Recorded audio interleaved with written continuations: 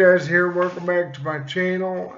For those of you that have been following me, know that several weeks ago I talked about an uncle of mine buying me an ancestral DNA test for my birthday.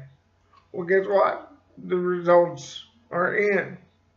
Now, before I read these, there's two things I want to say. One, um, big thanks to my Uncle Tim who bought me the DNA test.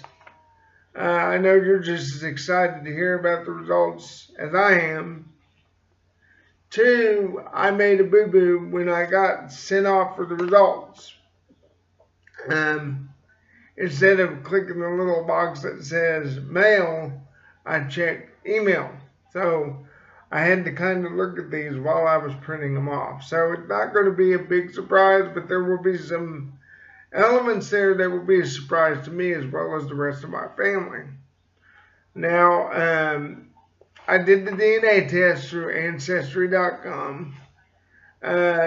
It's safe, it's secure, and I got it back pretty quick. It was well within the 6 weeks that they said that they would arrive. I was expecting a little longer because I've been through this DNA thing before. About 20 plus years ago, my dad had to do a DNA test on me to see if I was his son, and it took a good 2 or 3 months before we got those back.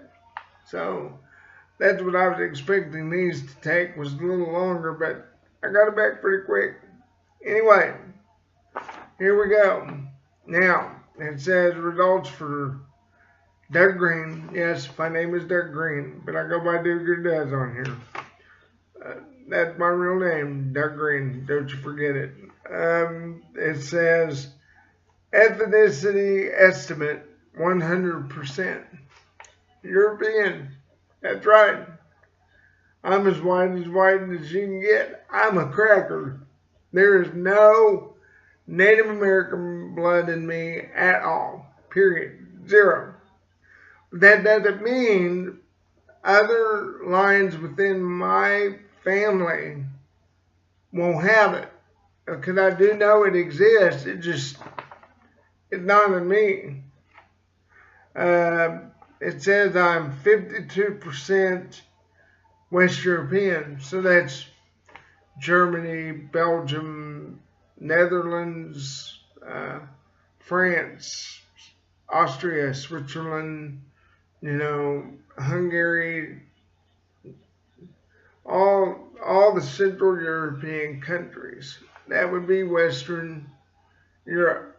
And so I have just a smidgen more than the typical West European would have. So I just have a little bit more European than they would. 20% British. Now I do know that I have British heritage in my family. And then on here it's less than what I thought it would be. I thought it'd be a little bit more. 9% Irish. Now I do know that there's Irish on both sides of my family, so I figured the traits would be a little bit stronger than what they're showing on here. Next is Iberian Peninsula. That is Spain and Portugal. That makes up the Iberian Peninsula. That one's a shocker. That one really gets me because none of the research that I've done in our family shows any Spanish or Portuguese heritage at all. So that one I might have to do some research on to see if maybe I can find it. That'll be a doozy of a research for sure. Then it says 9% Scandinavian. So somewhere way back I've got Norwegian, Swedish, or Danish blood in me. Which I could see it with me having a lot of German in my family. It's possible because some of my family comes from northern Germany, which is right along the Danish German border, so it's highly possible. And then last but not least, it says low confidence region, -1%. And online, it doesn't show here, but online it showed what that is. And it said, hang on a second, it said Finnish Northwestern Russian. And that one I can kind of see because Germany many years ago was made up of many little bitty principalities. Some of those principalities ran along Eastern Europe. You had the countries of Posen, East Posen, Prussia, and then the Ukraine. Yes, there are Ukrainian people that are of German descent. So it's possible that's where they might have come from, is an area of Russia or an area what is used to be part of the Soviet Union, the Ukraine. Highly possible. So that's very, very interesting. It also showed like -1% Eastern European. Don't know where that would come from because none of my research has shown any like Russian, Finnish, or Eastern European in my family. So again, it has to come back to the German ancestry that I have. It's got to be somewhere in there. So that'd be interesting to research that as well. I would encourage relatives to take part, do the DNA test. It's only 99. I think it was $99, and it's worth it just to see where you come from. Who are you made up of? And then it might also answer some questions within the family. For me, it's left me with a few questions, and then also answered some. But the one question that I have is, where's the Native American blood? My grandmother told me stories of her mother getting onto her for asking about her Native American roots. And there's been other stories in the family of us having relatives who looked Indian. My great-great-grandmother, the picture I've seen of her, she looks Native American. So where is it at? Who's to know? More research is required. But maybe if other relatives take this test, we can match what traits we share in common on Ancestry.com. And it'll also show us what matches we have that aren't the same. Like, I'll give you an example. Whenever I looked at the results, there was a little thing that said, share your DNA. So I did. And one of the first people that popped up that I was possibly related to was an aunt of mine. And what was interesting, one, instead of coming up as my aunt, she came up as a cousin, which there was some intermarriage in the family. So that's probably why she came up as a cousin. And two, the most interesting thing was she had European Jew in her DNA makeup. I don't have any of that.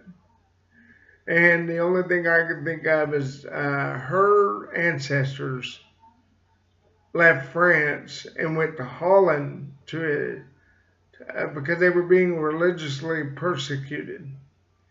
And if you do your history, Holland used to have one of the largest Jewish settlements in Western Europe. So it's very possible that one of her ancestors may have married or got with a European Jew. And that's where the Jewish blood comes in on her side. So I hope that other members of that side of the family take the test so we can see where that might have gone or where that might have come from. But that's what's fun about doing this. That's one of the things I love about doing genealogy and researching the family. It's always interesting to know where we come from, who we come from, and what they were doing. And it helps you kind of figure out more about who you are. And that's why I like doing it, because I'm like, you know, I was kind of into that too. Maybe that's why I like that. Because you find out some interesting things about your family. Like, I'll give an example. My great grandfather on my dad's side worked as a servant when he was a young man, lived in someone else's home and worked as a servant. I would have never known that had I not looked for him in the census records in, I believe it was 1870, and he was listed in another person's home as a servant. He was considered property, not as a person. He was considered property. So that was interesting. I had never seen that before. I mean, you know, those of us who are not a minority don't think that our relatives could have been treated as slaves. We think that was relegated to people of minority. But that's not true. All throughout history, even us white guys were treated as slaves. Like if you owed money, you could be sold into servitude to pay off that debt. Seriously. And in England, it's still kind of like that, not to the degree of being sold into service. But if you owe money, there are organizations over there that will come and take whatever you own. So, getting back to what I was talking about, you know, it's very, very interesting what you can learn when you research your family. So, that's something else I would recommend people take time out to do, excuse me. Learn more about who you are and who your people were, because it may teach you some lessons about who you are and where you're going or what you're about to do. Because someone in your past may have made the same mistakes you've made, and maybe you can learn from their mistakes as well. So, you know, you never know. So this dude is saying, do good and deuces. Bye-bye.